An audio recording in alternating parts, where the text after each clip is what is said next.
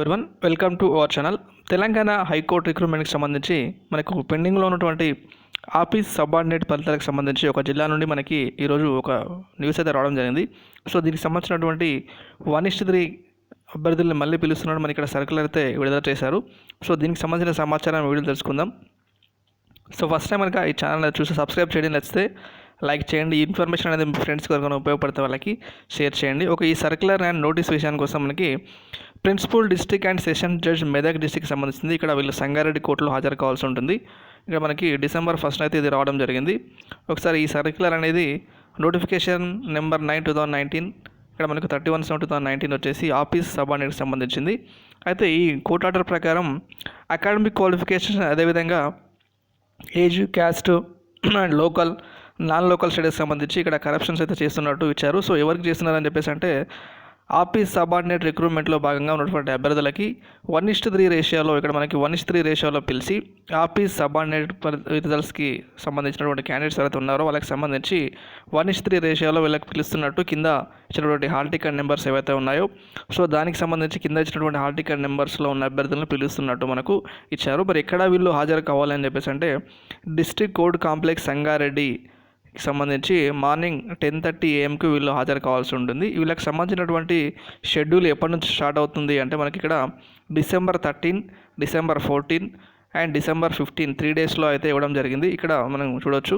So December 13 రోజు మనకి ఈ విధంగా మొత్తంగా 50 మెంబర్స్ని అయితే ఆ రోజు ఇవ్వడం జరిగింది. అండ్ అదేవిధంగా December 13, December 14 రోజు కూడా ఇంకొక 50 మెంబర్స్ని పిలవడం జరిగింది. అండ్ అదేవిధంగా December 15 సో మొత్తంగా మనకి 3 డేస్లో 50 అంటే మొత్తం 150 క్యాండిడేట్స్ అయితే వీళ్ళు సర్టిఫికేట్ వెరిఫికేషన్ పిలవడం జరిగింది.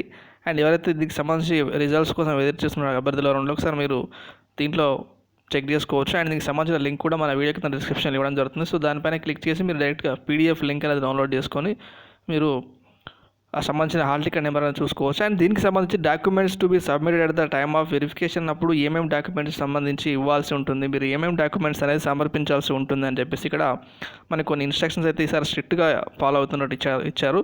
సో ఒకసారి ఆ ఇన్స్ట్రక్షన్ మనం పరిశీలిద్దాం. So original certificates of the academic qualification so మీరు ఏదైతే పాస్ అయి ఉన్నారో దానికి సంబంధించిన ఒరిజినల్ సర్టిఫికేట్స్ ఉండాలి. అది ఏంటంటే marks list and pass certificates, దానికి సంబంధించిన పాస్ అయిన certificate, mark list and date of birth and కమ్యూనిటీకి సంబంధించిన సర్టిఫికేట్ కూడా SC, ST, BC క్యాండిడేట్స్కి సర్టిఫికేట్స్ అనేది ఉండాలి, స్పెషల్ కంపల్సరీ ఉండాలని చెప్తున్నారు. అండ్ ఈ ఆల్ సర్టిఫికేట్ సంబంధించినటువంటి ఫోటో కాపీస్ అంటే 2 sets జిరాక్స్ కాపీస్ తీసుకెళ్ళాలి దీంతో పాటుగా. అండ్ వీటిని అటెస్టెడ్ చేయించి 2 పాస్పోర్ట్లు కూడా తీసుకెళ్లాల్సి ఉంటుంది అని చెప్పేసి ఇక్కడ ఇచ్చారు. And the other backward classes OBCకి సంబంధించిన certificate will not be consider, OBC certificate అని తీసుకోబడదు, కన్సిడర్ చేయాలని చెప్తున్నారు. అండ్ ఒకవేళ ఎవరైనా ఎక్స్ సర్వీస్ మ్యాన్ అయితే వాళ్ళకి కంపల్సరీగా డిశ్చార్జ్ సర్టిఫికేట్ అనేది ఉండాలి అని చెప్పేసి ఇక్కడ మనకైతే క్లియర్గా మెన్షన్ చేశారు. అండ్ ఇంకా ఇక్కడ చాలామందికి డౌట్ ఉన్నటువంటి ఇక్కడ మనకి ఇచ్చినటువంటి 4th ఆప్షన్లో criteria for the respect of local non లోకల్కి సంబంధించి ఎవరైతే అభ్యర్థులు సో 4 to 7th ఈ విధంగా మనకి అకాడమిక్ ఇయర్స్ 4 అకాడమిక్ సంబంధించినటువంటి వాళ్ళ సర్టిఫికేట్స్ అయితే ప్రొడ్యూస్ చేయాల్సి ఉంటుంది. అంటే దానికి సంబంధించిన లోకల్ సర్టిఫికేట్స్ బోనాఫైడ్స్ అయితే మీరు తీసుకెళ్లాల్సి ఉంటుంది. అండ్ ఎవరైనా క్యాండిడేట్స్ అనేవాళ్ళు మీ యొక్క స్టడీస్ అనేవి ఓపెన్లో కానీ ప్రైవేట్గా కానీ ఓపెన్ స్కూల్లో కానీ ప్రైవేట్గా కానీ చదివినట్టయితే మీరు కంపల్సరీగా అక్కడ ఉన్నటువంటి రెసిడెన్స్ సర్టిఫికేట్స్ అనేది మీరు ప్రొడ్యూస్ చేయాల్సి ఉంటుందని చెప్పారు. అయితే మీరు ఎక్కడైతే ఓపెన్ స్కూల్ కానీ ప్రైవేట్లో కానీ 7th వరకు చదువుతారో ఆ ఏరియాలో మీరు కంపల్సరీగా రెసిడెన్స్ సర్టిఫికేట్ సంబంధించి ఒక 4 years సంబంధించినటువంటి రెసిడెంట్ స్థానిక ధృవీకరణ పత్రం అనేది సమర్పించాల్సి ఉంటుంది. అండ్ ఇంకొంతమంది అభ్యర్థులు 7th క్లాస్ వరకు చదివినప్పటికీ వాళ్ళు ఒకే దగ్గర చదవకుండా అక్కడ ఇక్కడ చదువుతుంటారు. అంటే కొన్ని 4th వరకు ఒక దగ్గర, 4th నుంచి 7th వరకు ఒక విధంగా చదువుతుంటారు. అంటే ఆ అబ్బాయి అయితే 1 to 7 వరకు ఒకే దగ్గర చదవకపోయినట్టయితే సో అతని కూడా 4th వరకు అదేవిధంగా 7th వరకు ఎక్కడైతే చదువుతాడో 2 ఏరియాలో చదివినట్టు 2 స్కూల్లో చదివినట్టు బోనాఫైడ్స్ అనేది కంపల్సరీగా మీరు ప్రూఫ్ అనేది పెట్టాల్సి ఉంటుంది అని చెప్పేసి చెప్తున్నారు. ఒకవేళ పెట్టినట్టయితే నాన్ లోకల్ కింద తీసుకోబడుతుందని చెప్తున్నారు. మీరు ఇక్కడైతే ఒకవేళ మీరు 2nd వరకే 4th వరకే 2nd వరకే పెట్టినట్టయితే 2 years అవుతుంది కాబట్టి దాన్ని నాన్ లోకల్ కింద తీసుకున్నటువంటి అవకాశం ఉంటుంది. కాబట్టి అభ్యర్థులు మీరు ఇక్కడ అక్కడ వేరే స్కూల్లో చదివినప్పటికీ కంపల్సరీగా పెట్టాల్సి ఉంటుంది అని చెప్పేసి ఇక్కడ మనకు ఇవ్వడం జరిగింది. అయితే మీరు ఆ విధంగా వేరే జిల్లాలో చదివినప్పుడు లోకల్ జిల్లా కింద ఎక్కువ ఇయర్స్ ఎక్కడైతే మీరు చదువుతారో దాన్ని లోకల్ కింద తీసుకోవాల్సి ఉంటుంది, మిగతాది నాన్ లోకల్ కింద ఇవ్వాల్సి వస్తుందని చెప్పేసి ఇవ్వడం జరిగింది. అండ్ అదేవిధంగా లోకల్ స్టడీకి సంబంధించి ఒకవేళ అభ్యర్థులు కనుక 10th క్లాస్ వరకు చదివినట్టయితే 4 to 7, 7 to 10th మొత్తంగా ఒకే దగ్గర చదివినట్టయితే మీరు బోనాఫైడ్స్ అనేవి ఇవ్వాల్సి ఉంటుంది.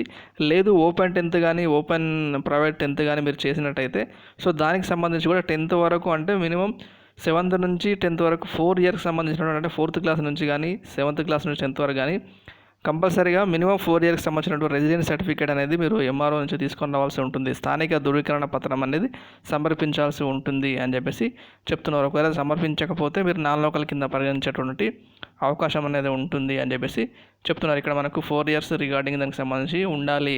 మీరు ఓపెన్ 10th కానీ ప్రైవేట్ 10th కానీ చేసినట్టయితే ఇవ్వాలంటున్నారు. రెగ్యులర్గా కనుక 7th వరకే చదివింటే మీరు బోనాఫైడ్స్ ఇవ్వచ్చు. లేదు ఒకవేళ 10th వరకు చదివి కూడా ఆ స్కూల్లో ఈ స్కూల్లో చదివితే అన్ని స్కూళ్ళకి సంబంధించిన బోనాఫైడ్స్ అయితే మీరు ఇవ్వాల్సి ఉంటుంది. ఇది లోకల్కి సంబంధించింది.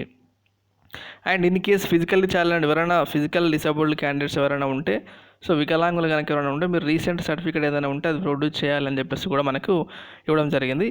అండ్ అదేవిధంగా applicant who have performed skills so దీనికి సంబంధించి ఎవరైతే ఇంటర్వ్యూకి హాజరయ్యి ఇప్పుడు ఎవరైతే హాజరవుతున్నారో వీళ్ళకి సంబంధించి ఏదైనా మీకు స్కిల్స్ ఉంటే అది కుకింగ్ కానీ వంట వండడం కానీ కార్పెంటర్ వర్క్ చేయడం కానీ ప్లంబర్ కానీ ఎలక్ట్రీషియన్ కానీ పెయింటింగ్ కానీ ఇలాంటి వర్క్స్ మీకు ఏమైనా వచ్చున్నాయి అంటే మీకు దానికి సంబంధించిన సర్టిఫికేట్ ఏదైనా ఉంటే మీరు ఇంటర్వ్యూకి వెళ్ళినప్పుడు కానీ వెరిఫికేషన్కి వెళ్ళినప్పుడు తీసుకెళ్లాల్సి ఉంటుంది కంపల్సరీగా అని చెప్పడం జరిగింది.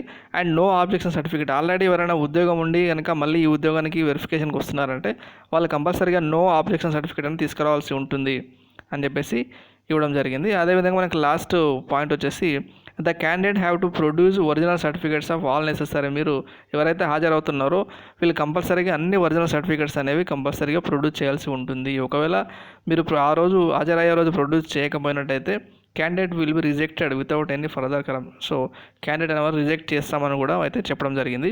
ఇది దీనికి సంబంధించినటువంటి క్లియర్ ఇన్స్ట్రక్షన్స్ అయితే ఈసారి కొంచెం స్ట్రిక్ట్గా ఇవ్వడం జరిగింది.